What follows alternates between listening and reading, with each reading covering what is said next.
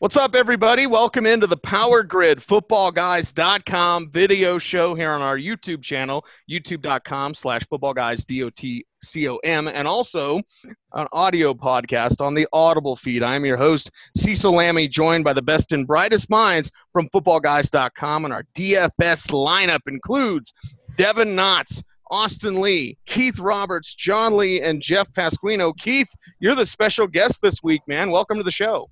Hey, man, thanks for having me. I'm glad to get a shot to come on here and talk a little about some plays. Yeah, and let's pick your brain jumping in with Indianapolis and Green Bay. We're going to take you around the top stories first, then we're going to get into Vegas, then position-by-position analysis. You know the drill, baby. So let's jump in on this Indianapolis-Green Bay game. This is the highest Vegas total in Week 9. There's a bit of a spoiler alert there, Keith, but when you look at Indianapolis and you have T.Y. Hilton in this hamstring injury, and normally – when a guy doesn't practice on Wednesday, you're like, whatever, it's Wednesday. But even T.Y. Hilton himself is saying, I don't know if I'm going to play.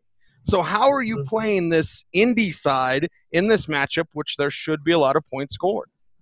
Yeah, so, I mean, I saw some reports today. I think Hilton did suit up in practice today. It's really tough, though. I mean, because you've got some guys coming back. You've got Moncrief back on the field, looked great last week. You've still got Dorsett out there, so I don't think Allen's ready to come back. We've seen another normal week. But, there's a lot of options. Like you said, they're going to score points, definitely, against the Green Bay secondary. I think if Hilton shows that he practiced today and he practices tomorrow, and, he's a guy that you can roll out there. I got bit by Hilton last week, of course. I think a lot of other people are still going to be sour from that. So I could see some good upside on Hilton in tournaments. But, honestly, and maybe not so much in cash games, but, Moncrief is a guy that I'm really looking at this week. Well, speaking of getting bit, we have guys that are bit, John, on the other side of this game, and they were bit, maybe not by Cobb necessarily because we kind of knew, but Ty Montgomery bit everybody, John. And this week coming back, you trust Jordy, who had the breakout. I have a difficult time trusting Davante Adams because he's never been consistent. He's been forced to be consistent over the last 2 games, certainly, and we can kind of write off the Chicago game because of that matchup, but Jordy, Adams, Cobb, Montgomery, we know they're not really going to run the ball unless James Starks is back. So how do you play this Green Bay side of things, John? Well, you're going to have to figure it out if you want to be profitable this weekend. This Green Bay Packers offense, they have one of the highest team totals on the entire season. It's over 30 points. So we definitely want to parse this apart and come down with something tangible to lean upon. I think the first thing we should mention is that James Starks did practice today in a limited fashion, but then he left when they actually went 11 on 11. And early word is that he will not play this weekend despite practicing limitedly today. So that said, Ty Montgomery is back. He's full practice. Even though he burnt me badly on FanDuel last weekend, this is a situation where I think you have to go after him because the Milwaukee Sentinel-Journal is reporting as of about a half an hour prior to us recording this that Ty Montgomery will be the lead running back. And you definitely want a piece of that against an Indianapolis Colts defense that ranks amongst the bottom of the league against the rush. In terms of wide receivers, I think that this is a week we can probably start to maybe get away from Davante Adams a little bit. The guy has been tremendously good and consistent over the past 2 weeks, 25 catches, over 200 yards on 30 targets or so. This is a week that I think with the return of Randall Cobb, which that looks like it's going to happen, and Jordy Nelson looking like maybe his old self last week, this is a week where I think we get a little bit away from Davante Adams and the points that he's been providing us over the previous 2 weeks. Pasquino, I see you lighting up the green sign, the green black-eyed Joe in this contest. There's going to be a lot of points scored. And why are you flashing the green sign so much when we talk about guys like Montgomery this week? Well, I'm loving Aaron Rodgers as a way to kind of marry your exposure spread across the whole breadth of the passing offense. You get everything there. Plus, Rodgers can run the ball. But the reason I was flashing the green sign was Ty Montgomery is in a great position if he can go, because the Colts have given up they've given up 4 receiving touchdowns to running backs this year, an averaging of nearly 10 yards per catch out of the backfield. So I love receiving backs against the Colts, and that's exactly what the description of Montgomery fits right now. You do not want Aaron Rodgers to run, though, more? Because that was a report before we had learned about Montgomery, like a report out of Green Bay saying Rodgers can just run more. Yeah, no, that's a no. No, nobody wants to see that because you don't want to see him get hurt or concussed or not concussed, like Alex Smith. Devin, what the hell, man? He's not concussed, but he's not going to play. At least we know Nick Foles is in there. And does that make things a little bit more aggressive? It's KC and Jacksonville. It's in Kansas City. We know Jacksonville is just horrible defensively, despite the money that they've spent. And with Alex Smith, you would think, okay, try to keep it as conservative as possible. With Nick Foles, and maybe it's his daring do, or maybe it's his lack of football intelligence, but it seems like he would be a little bit more aggressive, even though Andy Reid kind of wants a more robotic Alex Smith, just stay conservative. It seems like Foles might air it out a little bit more. Are you believing in that? Are you believing more in Macklin, Kelsey, my guy Tyreek Hill? Yeah, I think that Foles definitely gives a benefit to the offense. You look at what he did when he came in, and he was 16 of 22 for 223 yards and 2 touchdowns. Going back to the Alex Smith thing, if he doesn't have a concussion, I would be shocked, even though they're saying he doesn't. But I think Foles just, inherently is a guy who is willing to take risks. He's willing to force the ball in there a little bit more than Alex Smith, he's willing to take the 5-yard dump off pass and let his receiver run with it. So Foles is a little bit of he's willing to take more risks, and it should help. It should help Kelsey a lot. It should help Hill. It should help Macklin a lot. Macklin saw 10 targets. Kelsey saw 10 targets. Tyreek Hill actually saw 6, and he only needs 1 or 2 to break something deep. He's one of the fastest, if not the fastest player in the NFL.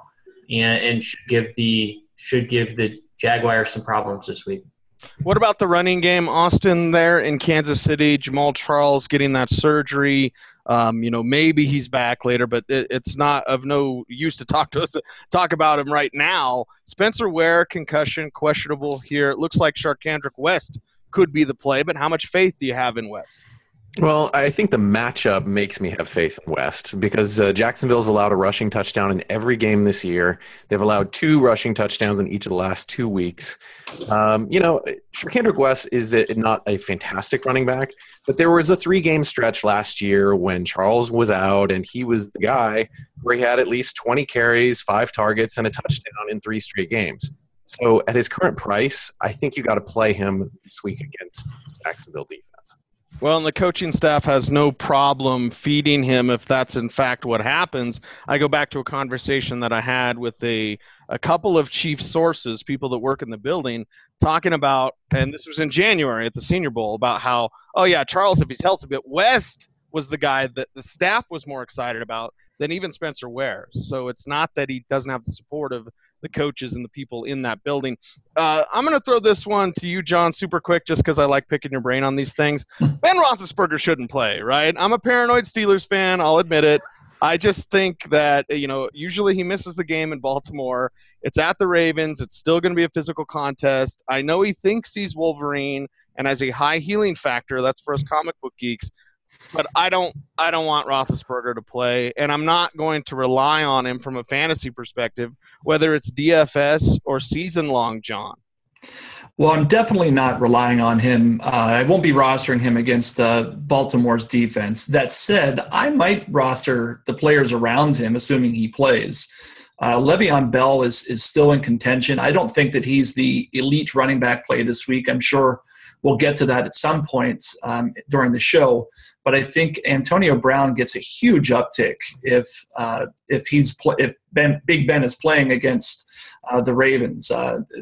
Landry Jones just is not the quarterback that Ben is, and that couldn't be more of an understatement. As far as whether he should play, that's really tough for me to say. I will say this: the guy is. I have a lot of respect for him because he wants to be on the field, and he does so despite his health in many cases. And last year, I think Austin talked about it yesterday on the Football Guys show over there on Roto Grinders that last year I think he came in. He wasn't supposed to play against Baltimore, and he came in and just lit up that secondary, I think, from the second quarter on. So he definitely has the potential to put up some big numbers. But if you're playing anybody on that offense this week, I think it's Antonio Brown, probably in cash games, and potentially Eli Rogers in GPP formats because of his potentially new role.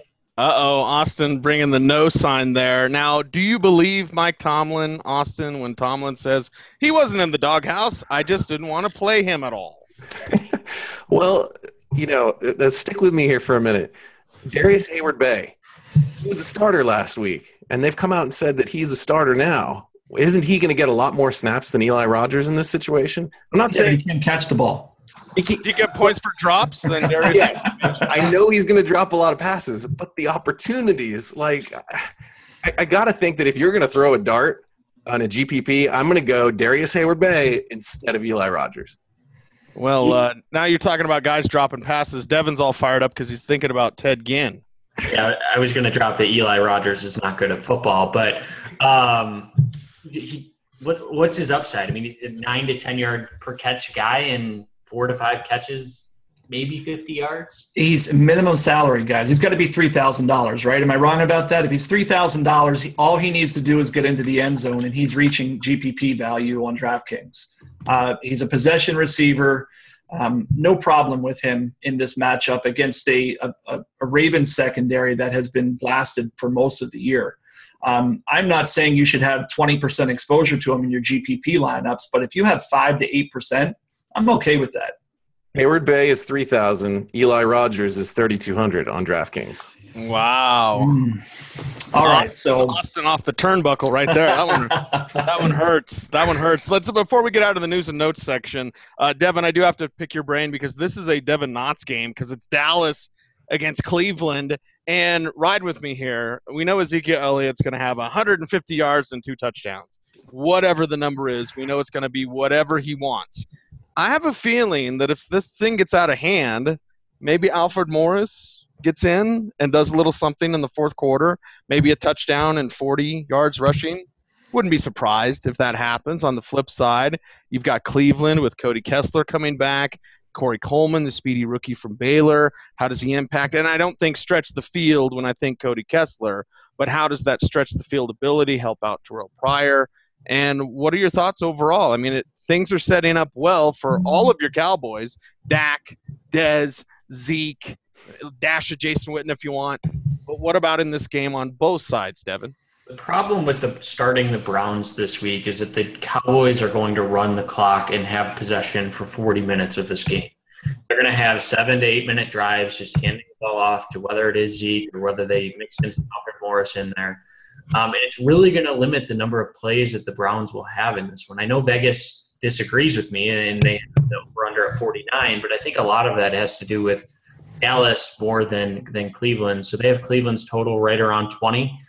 I would probably go under that, but those guys are pretty smart, so they must think that the Browns can hang with them a little bit.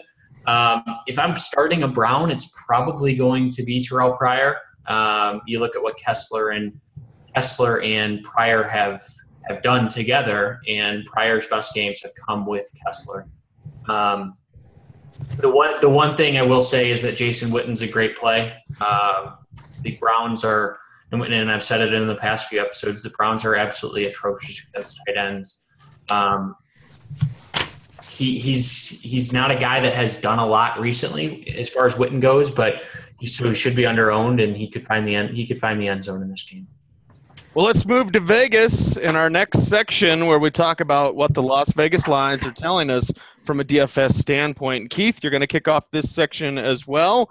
11 games on the main slate, 6 early, 5 late. What are your thoughts, and what is Vegas? What are the clues that Vegas is giving us this week?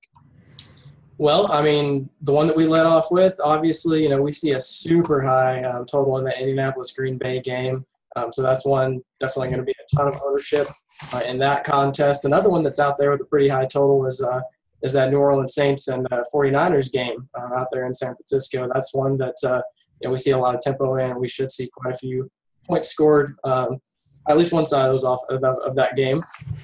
Another one, just in terms of potential game that you might want to avoid, out there is that Lions and Vikings game. Of course, Vikings defense hasn't been as good as we've seen them in the past few weeks, but that total's down there pretty low. I think sitting at around 42 this week. So. There's the red sign from Pasquino going against that Vikings game. What are your thoughts here, Pasquino, on that game and all of other Vegas thoughts? I like the Vikings on offense this week. I think Kyle Rudolph is a great matchup. I think Sam Bradford is a sneaky play. You think it was Norv Turner holding him back? I mean, the changes there. I mean, seriously, he's stuck in the 90s, man. The Detroit defense can rectify all problems. So I think that you're going to have Diggs and you think Rudolph have good plays in that game. Also, the rest of Vegas, I mean, there's a lot of games. I looked at the sheet. There's 9 teams with 21 or fewer points predicted. So it's going to be hard to find some good fantasy points. The other game I'm really looking at, as Keith mentioned, is the San Francisco-New Orleans game. I really liked Carlos Hyde as a sneaky play. But now it just comes out today that he's got a sprained AC joint and he may not be playing. So I don't know where the offense is going to come from San Francisco, which is a good question almost every week. But normally it's Hyde. Now, with him out, I don't know where it goes or if this game completely disintegrates and maybe Kaepernick just implodes. I don't know. But right now there's supposed to be a lot of points in that game. I like both sides of the ball. I like the Saints. I like if it's Hightower, if it's Ingram, maybe you put both in there. I think there's a lot of points to be had in that contest. Well, Austin, you got the green sign up in that one. What is Vegas telling you for Week 9? I got my eye on that Carlos Hyde situation because I might be throwing DeJuan Harris into some GPP lineups. They came out last week and said that he's going to get more work, and he seemed to get more work. And so we've got a smidge of clarity on the side of the ball where the Niners may have their highest implied total of the season with 24 points. So I got my eye on DeJuan Harris for GPPs. The other Vegas lines that strike me, I mean, we've got 8 of the 12 games are under 45 points. So I think we're going to be leaning heavily into the 4 high-scoring games. The other ones that we haven't mentioned yet, let's see. Kansas City at Jacksonville should be pretty high, but that's 44 points. Let's talk about, San Diego versus Tennessee.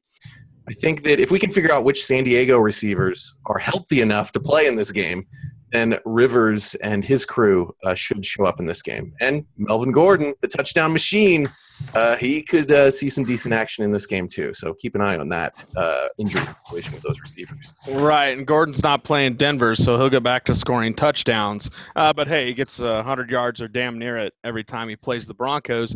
Devin, you're up next. The thoughts on Vegas. And when you mentioned San Diego, I have a feeling we'll be talking about Dontrell Inman a little bit later.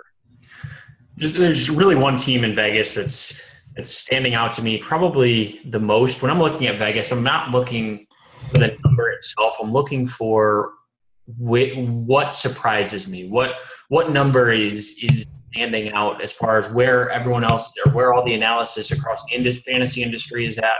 And the one guy that hasn't been talked about at all, and we'll get into quarterbacks in a minute, but the Miami Dolphins are projected to score 25 points. And this is a team that is going up against the Jets defense, who is awful against the pass. Ryan Tannehill is a very sneaky play. Not a lot of people are going to like him because he's not that flashy guy. But the Jets are very, very good against the run. So Jay Ajayi is going to potentially struggle this week. And if they're going to score 25 points, it'll have to be through the air. Yeah, and we'll be talking wide receivers, and maybe Kenny Stills, Devontae Parker, Jarvis Landry, etc. But sticking with Vegas, John, you got to wrap us up about Las Vegas. What do you got? So the one thing I like this week is that the running back position looks like it's going to be the foundation of most of my lineups because it's the one that's most clear in terms of safety this week. If we look at the top of the Vegas value chart that's on Footballguys that I publish every Tuesday, Dallas is a 7.5-point favorite against Cleveland.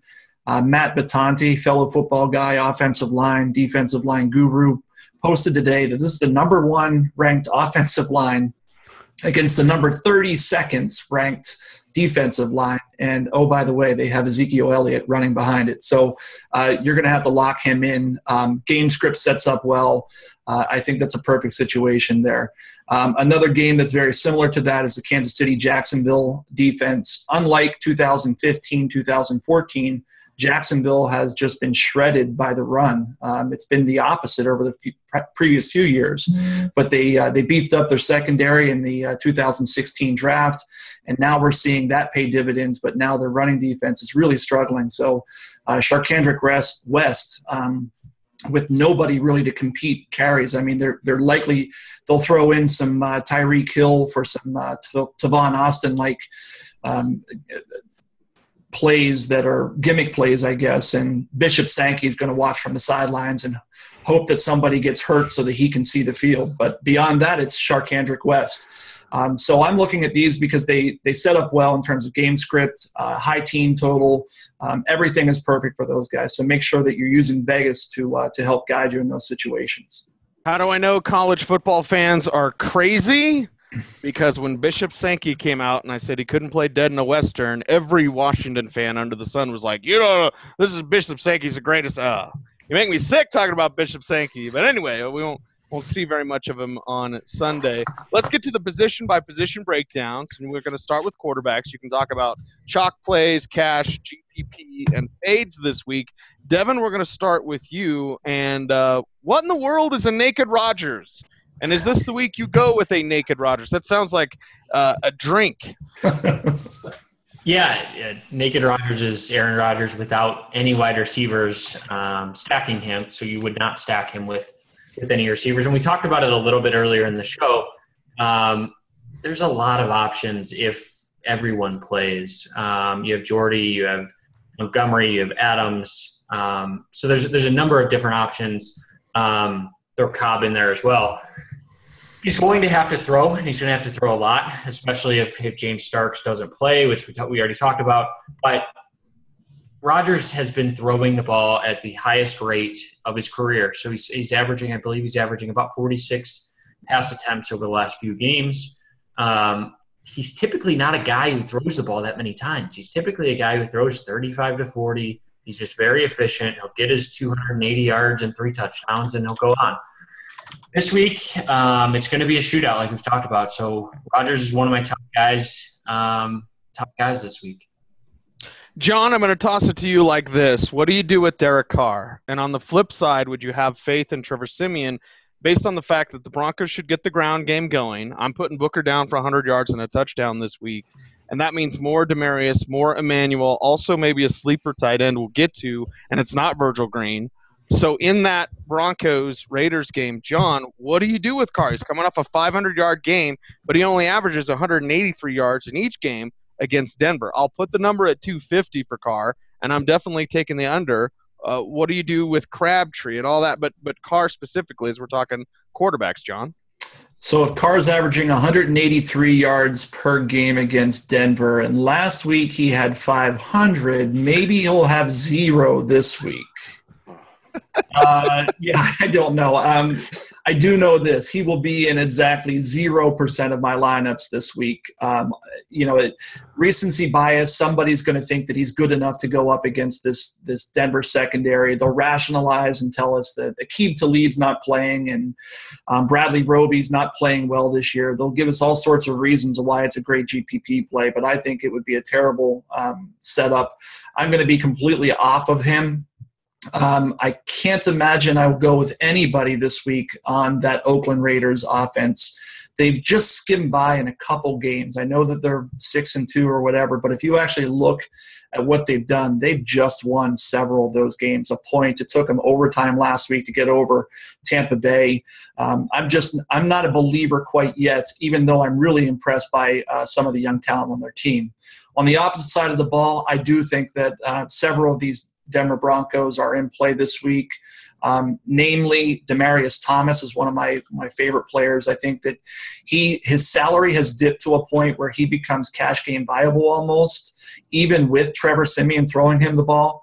He's the one that I would like the most. Trevor Booker is another guy that if you need to go that way this week, you certainly could get him in, because last week I think he scored, depending on your scoring system, anywhere from 15 to 20 points. But quite frankly, he could have doubled that with just a few little minor changes. He got vultured at the 1-yard line on one instance, and then he fumbled at the 1-yard line in another. So those were a quick 12-point turnaround. and they weren't afraid to feed him the ball, as Cecil told us was going to happen in last week's show. So Demaryius Thomas and Booker would be the two folks from Denver that I'd go after. Any other quarterbacks, John, that you would look to this week? As I got you talking, Simeon and Carr, because I got Broncos on the brain. Yeah. But anyone else you'd like to highlight in this section? Yeah, there's a few guys, and I'll just cover a couple because I know the other guys are going to probably chime in on some of them. But I'll talk more GPP. I think I don't know. I'd be interested to hear. We'll follow up here with Devin, but I think that Kessler. I know he said earlier he thinks that the Cowboys will just run them to death here, but the Cowboys are going to be without Morris Claiborne this week, and they also lost their safety in Barry Church. So that secondary is going to be banged up entering this game.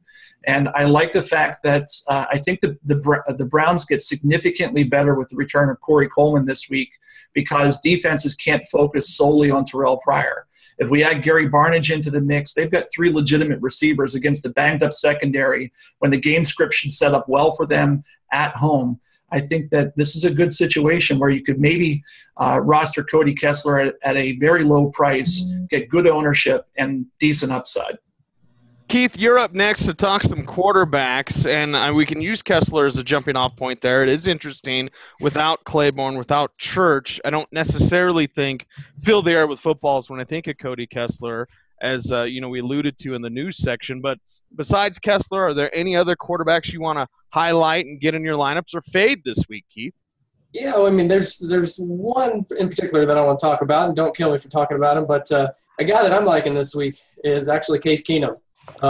So granted, his job security may not necessarily be there. But thank you, Devin. But look at the matchup, guys. I mean, Carolina's allowing 387.5 or so passing yards per game and three plus touchdowns per game recently. They're allowing only about 3.3 yards per rush. So kind of a bit of a pass funnel defense there. And over about a 3-game span, they've allowed the QB1 and the QB8 in each of the last few weeks. Really, what really drives my interest in Keenum, though, is the price. So if you look at a site like Yahoo that I write for, he is right at the bottom. I mean, he's $22. You can pretty much fit in whoever you want with Keenum. He won't touch my cash game lineups, but, I mean, he's a guy who I'll have in some GPPs.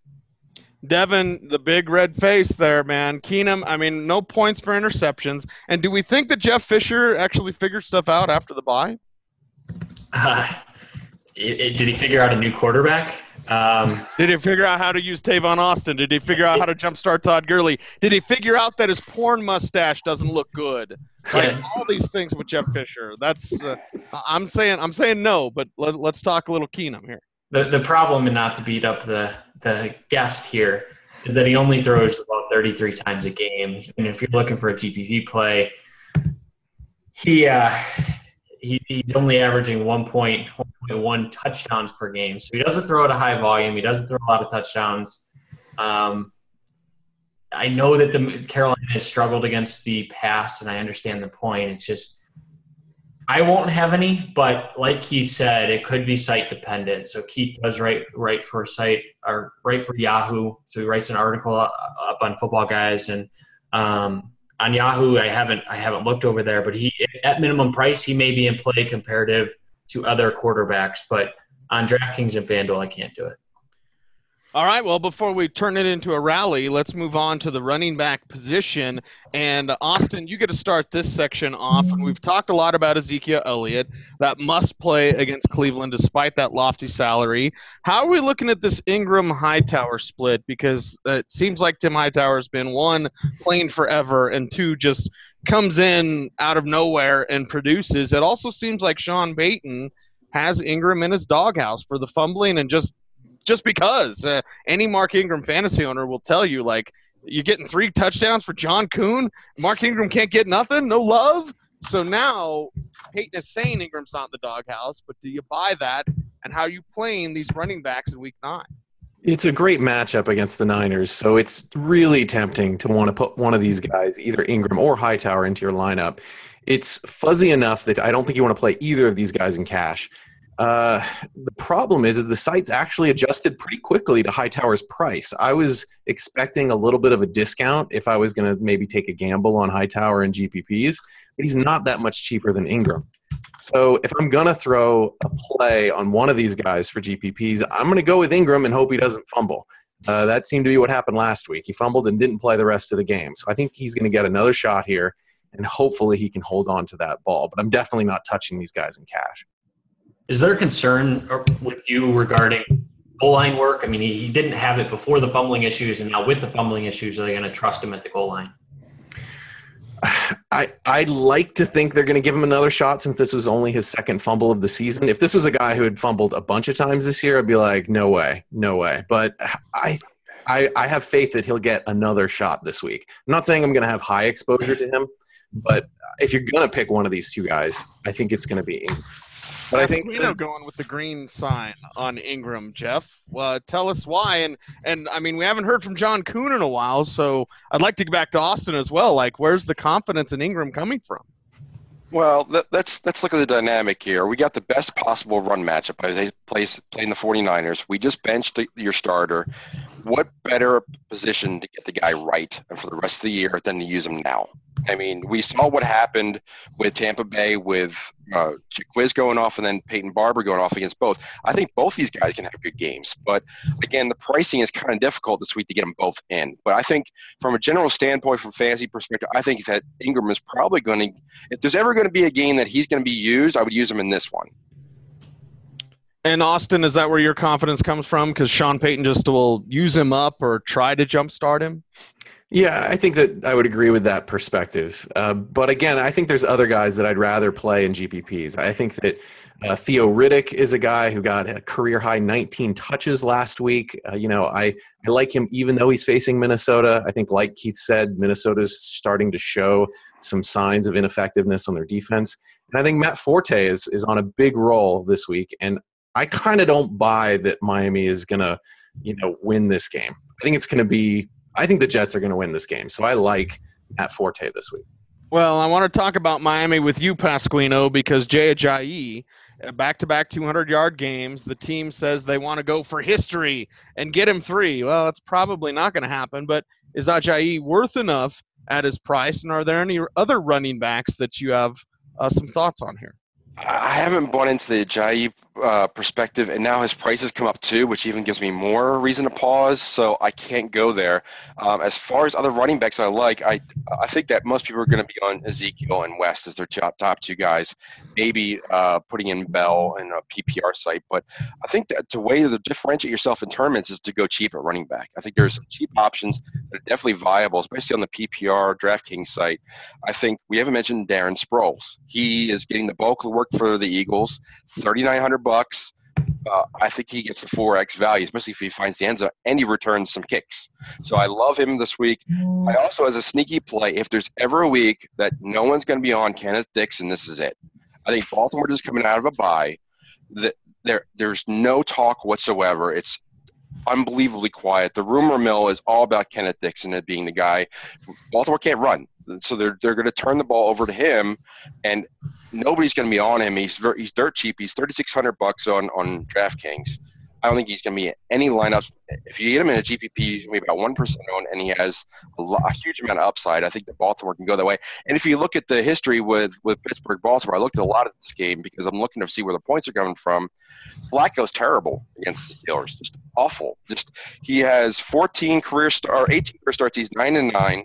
He has 2 games where he's hit 300 yards. He's only had 1 game ever where he had 3 touchdowns. And my favorite tight end, Pitta, has never scored a touchdown in 7 career games against the Steelers. So I don't think they're going to throw the ball. They have to run the ball if they're going to have any success. So it's going to be a run and defense, which leads me to Dixon.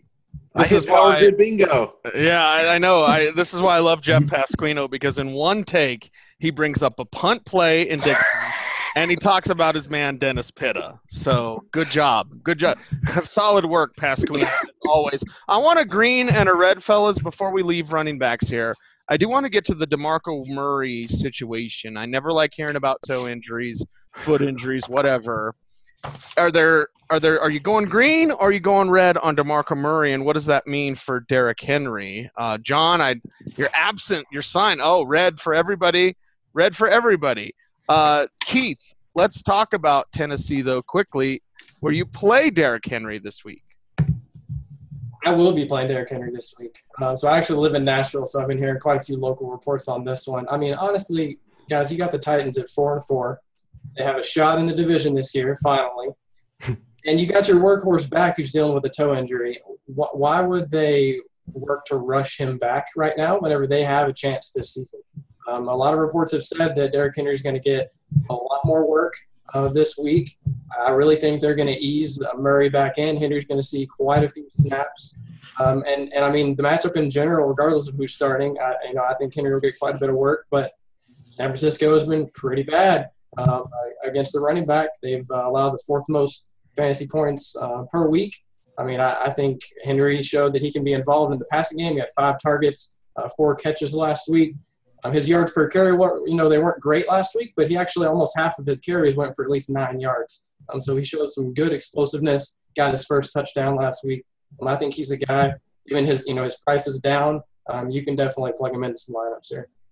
Well, let's move to the wide receiver section, and there's a lot of different ways to go. John, we did bring up that Raiders-Broncos game, but is there a viable strategy for using Johnny Holton for $0 on FanDuel? And let's talk about wide receivers this week that you like, John. Yeah, so the whole Johnny Holton thing, we've had some internal discussions about him as an option in terms of guys on the Footballguys staff. He's $0 this week. So effectively it's a, quote, free square, and then you can spend up at every other position if you wanted to and really gain exposure to some high-value individuals. From my perspective, I don't think I'm going to do that. In fact, I know I'm not going to do that because there just isn't enough high-value players at other positions that I want this week. We're going to talk about this over the next few minutes, but receiver is a really tough position to fill this week. There aren't a slew of great matchups, and I think what you're going to see is a lot of people spend up at the quarterback position, guy like Aaron Rodgers. They'll go fairly safe over there at running back with Ezekiel Elliott and Sharkandrick West, and then you're going to win or lose based on who you have at wide receiver.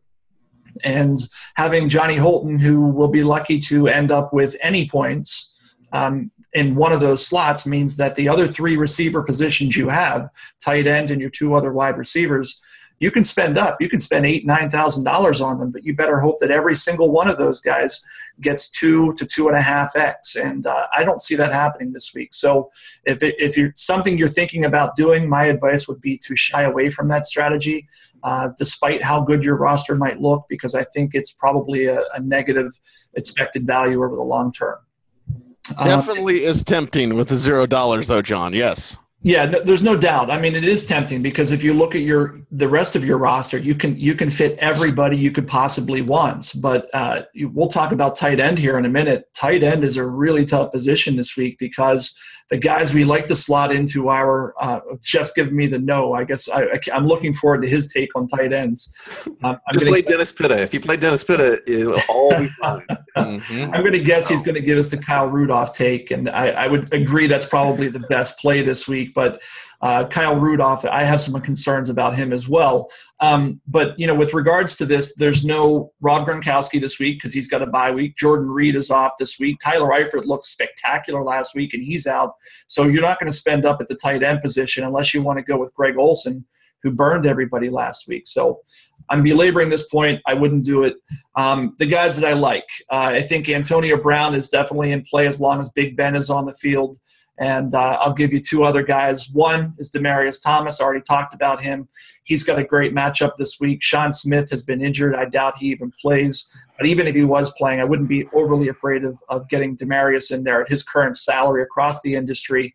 And then probably the easiest play that I'll steal from everybody else is Michael Thomas. He's still way too cheap. Building a rapport with Drew Brees. Everybody has he's gone on record saying how much he loves this young receiver, and he continues to do it week in and week out. All green signs for Michael Thomas there. But, Devin, what about Mike Wallace in a revenge game? And I know we've talked about Flacco's struggles, but the Steelers have a bend but don't break defense. We're also off the bye week. You remember we had that mysterious shoulder thing? What was that with Flacco a couple of weeks ago? Now, coming out of the bye week, maybe it's more of Wallace. Steve Smith, we're watching his practice status this week. But, Devin, let's talk some wide receivers for week 9. Yeah, I'm okay with Mike Wallace.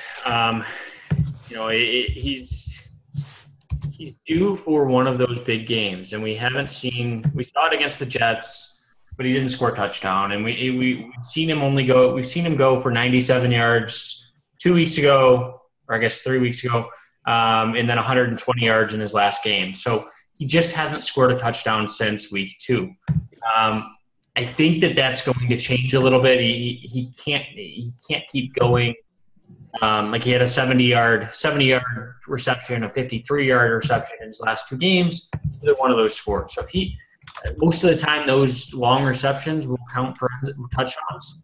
I'm okay with Mike Wallace. He's not a staple in my lineups, but he's a guy that I'll have a little bit of. On the other wide receivers, they mentioned Mike Thomas, who's probably, I think, everyone's top play. But another guy that I really like this week is Antonio Brown. So I actually think that Ben Roethlisberger is actually going to play. I think he's going to play well. This team is in need of a win. They're 4-3. If they go to 4-4, they're in a lot of trouble. A lot of people are going to be a little bit off of Brown because of the pricing and because of some of the other struggles that he's had recently. He's not as consistent as he once was. But with Ben back, he's probably one of, if not my top play. And I think you can slot him back in and trust him again. Austin, you mentioned trusting Darius Hayward-Bay. Sorry, trust is a strong word. Yes, trust is a strong word. It is. But what wide receivers can you look to? Again, chalk plays, cash, GPP, fade in week 9.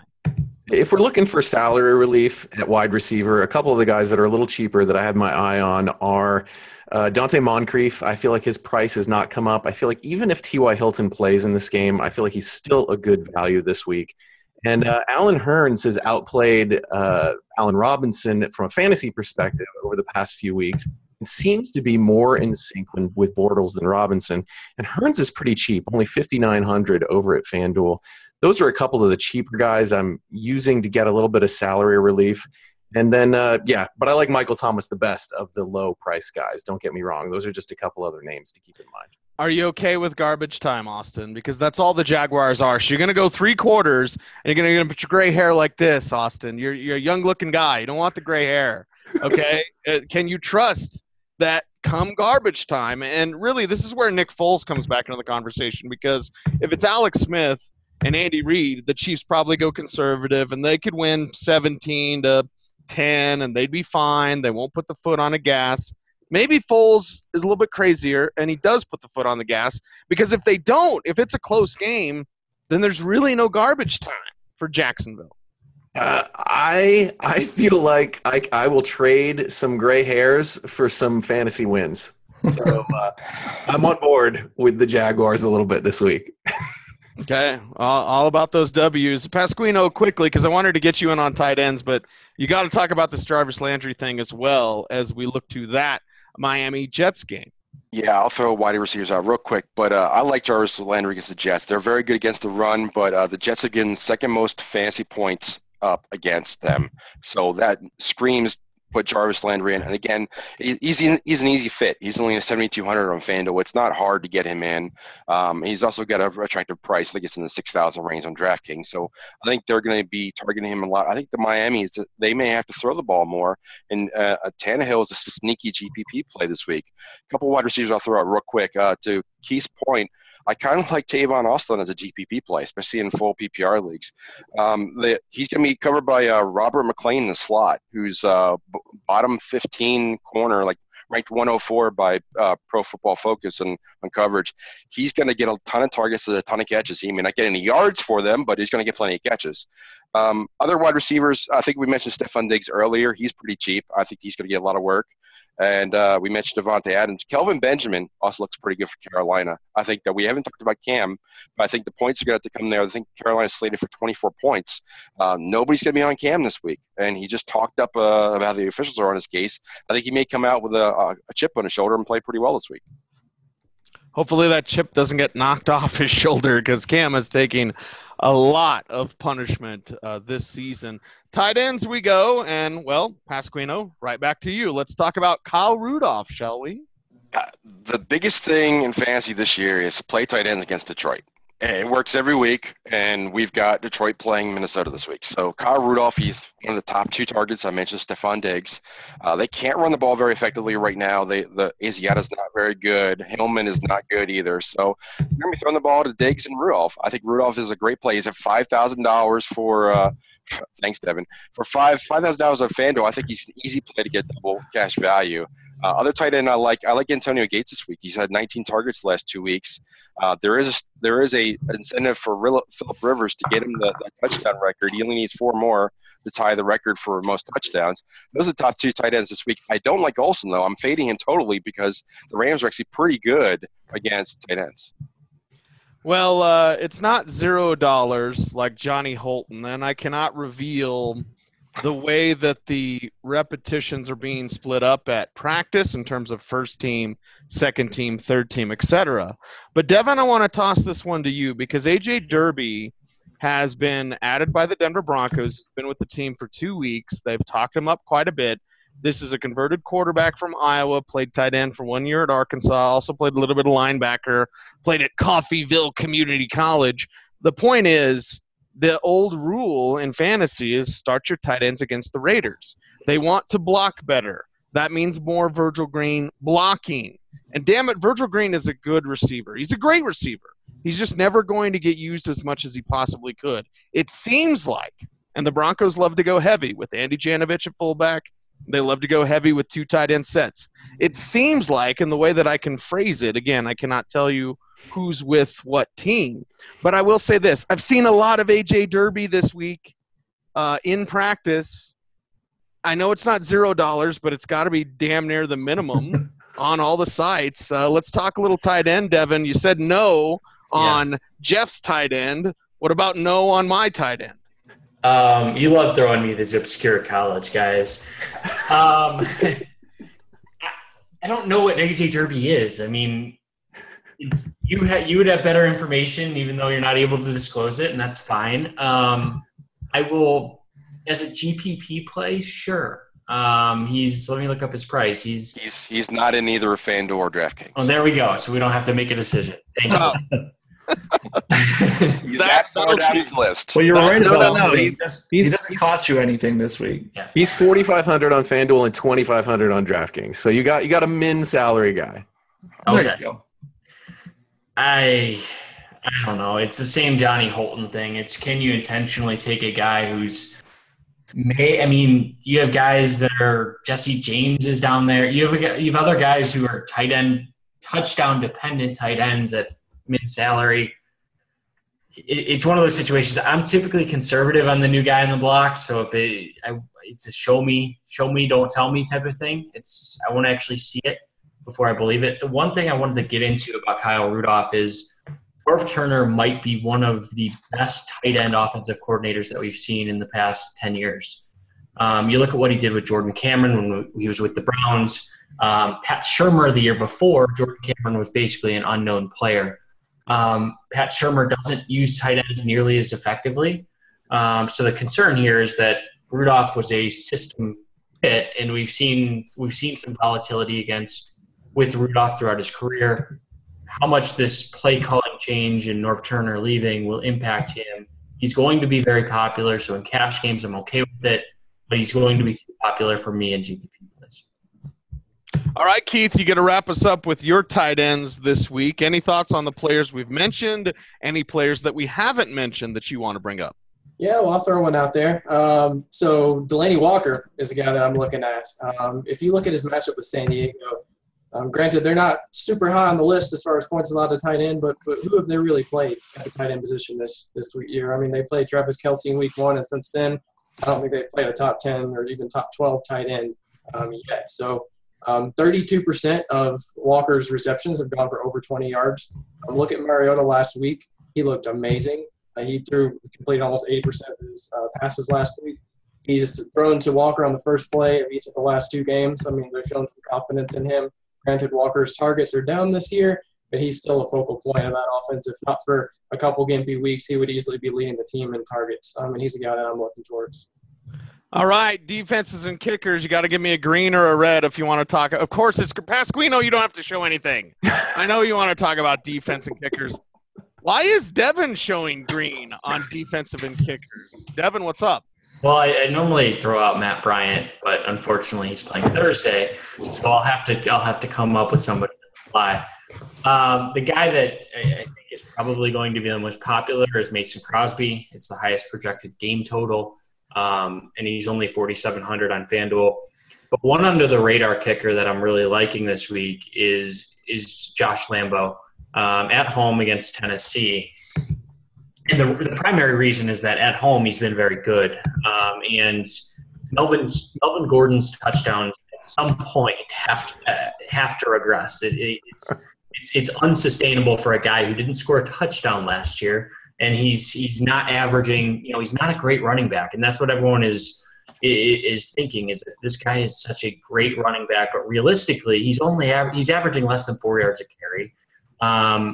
And that offense is just scoring too many touchdowns. He's averaging 3.6 yards per carry, and he's scoring too many touchdowns in the red zone. I think that this is a game where he regresses a little bit, and Lambo makes 2 to 3 field goals.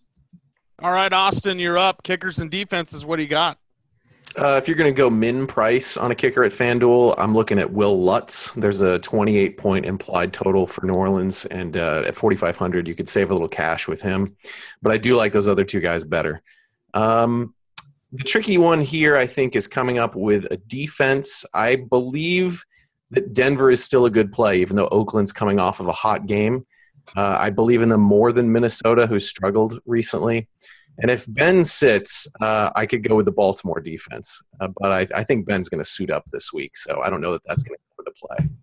Well, maybe it's the paranoid Steelers fan in me, Austin, but I say if Ben even plays, I'm considering Baltimore. I really am nervous about Roethlisberger this week. 1, does he even last through the game? And 2, how effective can he be when he's not really – you really shouldn't move, Ben. You got a meniscus injury. Anyway, Pasquino, it's your segment, kickers and D. Well, what I look for is I'm looking for a team that struggles in the red zone. And I think I'm actually going to go against the Lutz pick, because I think they're going to punch it in easily for touchdowns. He's going to be getting all extra points all day. But I think that I think I'm going to Kansas City for both categories. I think the kicker, Cairo Santos, is going to be getting a lot of points because I don't trust West to get in the end zone every time. And I think they're going to stall a little bit and get some field goals there. And I also like the defense. I think Kansas City defense against Jacksonville is probably my top choice for the Sunday slate. If we can get Monday in, I might be getting Minnesota in there in the mix for against Detroit. But yeah, I think my number 1 is Kansas City. Well, we're not going to talk about Naked Rodgers in this segment because it's our stacks segment. And Keith, you get to lead us off here with your favorite stacks. Give us 1 or 2, or if you're like Pasquino, real quick, my 5th and 6th stack. But we love it.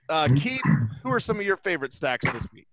Yeah, one that I'll be looking to, probably a popular one, definitely involving Andrew Luck. And instead of Hilton, I'm looking to put him into Moncrief. I know we talked up Moncrief a little bit already. Moncrief could have had a huge week last week. I mean, he had a touchdown that was called back, a 40-yard touchdown, actually. He had one play that should have about 13 yards out, and he was left wide open in the end zone. I mean, he easily could have had a couple of touchdowns in addition to his huge totals last week. So, and Andrew Luck, I mean, you're facing the Green Bay defense that they've allowed, I think, number 8 ranked QBR against opposing quarterbacks this year. We saw Matt Ryan just torch him. I mean, you got to look at Luck, and I'm not really trusting Hilton with the injury, and I'm a little bit bitter from last week, so I'm thinking Luck Moncrief.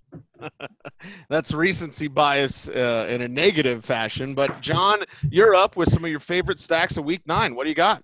All right, so I'll reiterate a couple that were already discussed. I think it was Keith who said he likes Kelvin Benjamin this week. He does have an elite matchup, cornerback wide receiver. I won't go too much into it because I've already covered it elsewhere, but I do like that matchup.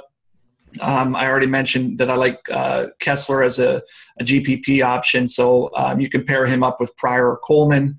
But the one I'm going to discuss here, I think that Phillip Rivers and Antonio Gates could be a very sneaky GPP option this week. Everybody from recency bias is all over the running back, Melvin Gordon, and we just got done talking about how he has way too many touchdowns for his yards per carry average. And if we actually look at what Tennessee has done against the running back position this year, they've done the opposite. They've given up very small yards per carry, but a whole bunch of touchdowns, I think 11 on the ground. So both of those entities are due for regression to the mean. And I think that sets up well for the passing game here for San Diego. And as of this morning, or as of this afternoon, this is Thursday recording, Travis Benjamin is not practicing, Hunter Henry is not practicing, and Tyrell Williams is not practicing. So that means we're going to have a whole heck of a lot of Dontrell Inman and Antonio Gates. And for me, I think that Gates is, a lot of people age bias against him. I think somebody already mentioned how many targets he's had in the past few weeks. He's just he's a great play this week in terms of GPP. Well, Austin, what about your stacks in Week 9? I like a lot of those. One that we haven't brought up yet is Drew Brees. Pretty high implied total there. I think it's going to be fairly high owned.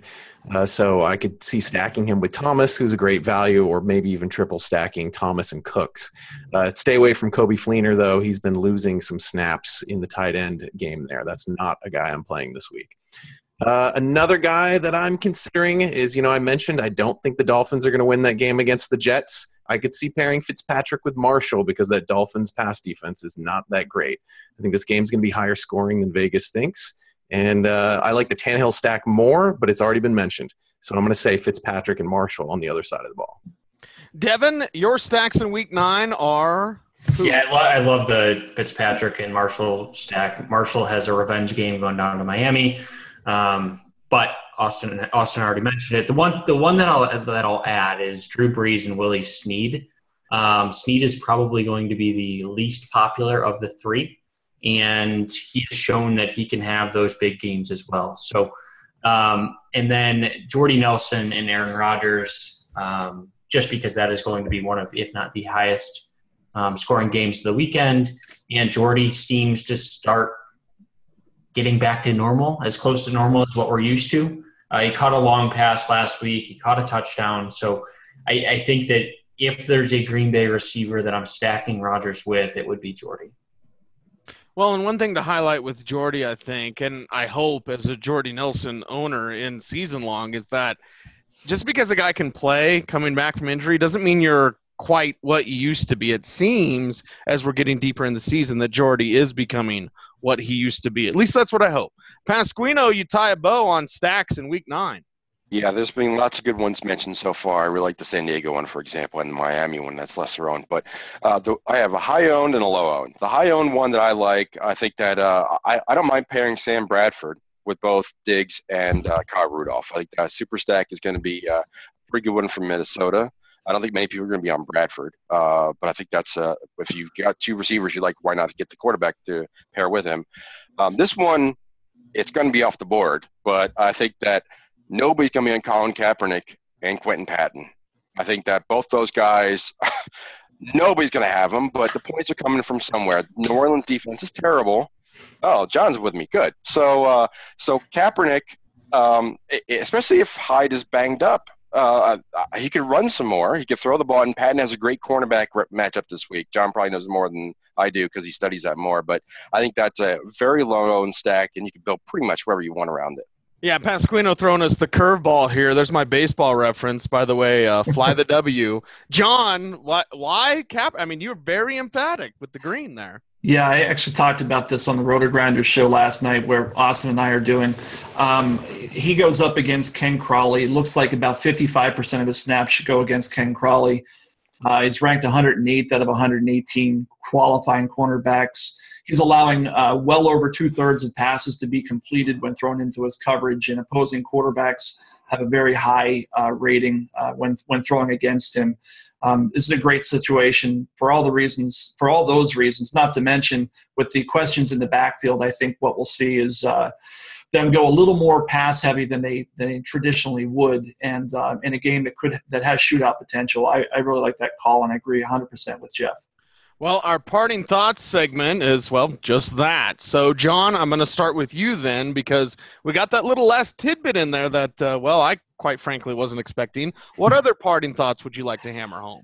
Maybe I'll just dovetail off of that and say that, as a pro tip, if you will, for people who are just dabbling in the industry. One thing, we all know the offensive players very, very well. It's kind of what we do is study that. But as you become more and more of an advanced DFS player, the thing you need to start doing is look at those defensive personnel. This week there are several key cornerbacks who are lost. We talked about Dallas. A couple of their guys are gone. Sean Smith there in Oakland. Vontae Davis was concussed. These are things that you need to be paying attention to, because those guys are starters and their replacements are on the sidelines generally for a reason. And if you're ahead of the game, ahead of the curve, you can really take advantage of that and get lesser-known receivers like a Quentin Patton. And, it's a risk, but you can get a guy like that at 3% owned, because the vast majority of people aren't paying attention to those defensive players and those scenarios. So just try to monitor that and build that into your process. That's the John Lee pro tip. We need that as its own segment, right, Austin? And you get your own segment here with your parting thoughts for Week 9. Definitely needs its own segment. I would like to say, last week we saw a lot of the chalk miss. And the week before that, we saw a lot of the chalk hit big time. Like the cash line for cash games was like a 45-point swing down on FanDuel from 2 weeks ago to 1 week ago. Just try not to overreact to last week's setup. The truth is somewhere in the middle. And I think that it's wise to diversify your player portfolio a little bit. Don't overcompensate by, shooting down all the obvious plays because they all missed last week. And don't go crazy with an extreme amount of spread exposure just because you fear that, too many of them will flop and you want to put all your chips, too many chips on the table into too many spots. So kind of split the difference between the two extremes we've seen the past 2 weeks. Where does the truth lie with you, Devin? Yeah, my parting thoughts are start Ezekiel Elliott. You really shouldn't overthink it. It's as John mentioned, it's the best offensive line going against the worst defensive line. This Cleveland defensive line, defense as a whole, having watched all of their games so far this season, is an absolute train wreck. Yes, they made a trade this week to get another linebacker from New England, but in reality, it's not like baseball or other sports where you can just plug in a player on defense and all of a sudden they're going to be what they were from their previous team. So, and then don't start Johnny Holton. I think we've all said this. Yes, it looks enticing. Yes, it's intriguing, but in reality, it's taking an intentional zero is never a good idea. Well, Devin, I said parting thought's not constant thought, because you wake up thinking about Ezekiel Elliott, you go to bed thinking about Ezekiel Elliott, and you have dreams about Ezekiel Elliott. Pasquino, you're up with Week 9 parting thoughts. Yeah, a couple things. First off, there's no such thing as short points, but this seems like the week that you want to pay up and get the shorter points at quarterback and running back. Every slate is different, but when you were looking for the points, it seems like the safest plays. Wide receiver looks like a mess this week. So pay up for your running backs, pay up for your quarterback. Quarterbacks get the most points per dollar, usually, historically. That's probably where you want to stay. And then go with your volume receivers at wide receivers for your cash games. And then sprinkle in some tournaments around that. But as far as looking at slates, I mean, I'm not entirely thrilled with this slate. I've seen many slates. I play lots of DFS sports. Devin's going to talk about basketball. We look at basketball slates some are much better than others. But sometimes the slates that you hate the most are the ones you're the most successful on, because if you hate them and you play a lot, or if you've been playing some and you're learning from football guys, a casual guy is going to hate it even more. So trust your process. Trust that you're going to find the right guys. And don't be too afraid to trust the results of your process and how it turns out to build your lineup. Well, Keith, you get to wrap us up here on the Parting Thoughts segment. Your first show with us, and your thoughts overall as our honored guest today. Sure. So echoing a couple of guys so far, definitely Zeke Elliott top of mind. He will be in all of my lineups. Another guy that we talked about at the beginning, and I'll also kind of wrap it up with him at the end, is Charkandrick West. Just remember, it looks like Ware's not going to be playing, so I'm really liking the West and the Kansas City defense stack in a lot of my cash game lineups as well. And to echo what Jeff said about process, I mean, especially considering what we saw with the chalk and the not so chalk last week, keep bankroll management in mind when you're playing a lot of these sites. I mean, like Jeff said, stick to your process. Don't overdo it on the tournaments. Have a little bit of exposure, but, diversify is my opinion. And, whenever you're building your lineups, just stick to your process and you're bound to do well. Well, what's a great thing now is, Devin, I'll toss this one to you. For years, I think all of us have ran into people like, oh, man, is there a Footballguys version for basketball? And for years, we're like, I don't know. And now we get to say, yes, there is Footballguys for the NBA. That is Hoops Guys and hoopsguys.com. Devin, fill us in on what you got going over there at Hoops Guys. Yeah, we're about 2 weeks in to the season, and we were providing anywhere between 3 to 6 articles a day, plus our IVCs, plus our projections. Basketball is a different animal. You're able to play every single day, so you don't have to wait until Sunday. You don't have to wait until the Thursday slate to come around. So, and for the most part, they've done a really good job of scheduling. So there's anywhere between 6 and 10 games every single night. So it's a manageable enough way to build your process, and we're here to help you. So it's entirely free for the next couple of weeks, so until Thanksgiving. And then we're by far the lowest subscription price in the industry. So go on over to hoopsguys.com, check us out, give us some feedback. If there's other features you'd like us to add, let us know. We're trying to be as customer focused as possible. So go on over there, check us out, and hopefully you like it. That is hoopsguys.com. He's Devin Knotts. Simply fantastic. Austin Lee is stupendous. And you smell wonderful, Austin. Jeff Pasquino is the man. That's all I got to say about you, JP. You're the man. But John Lee is better than all of us. I'll say that. And, of course, honored guest Keith Roberts. He's fantastic as well. I'm your host, Cecil Lammy, saying thanks for watching. Thanks for listening, too. Stay tuned. And, as always, stay frosty.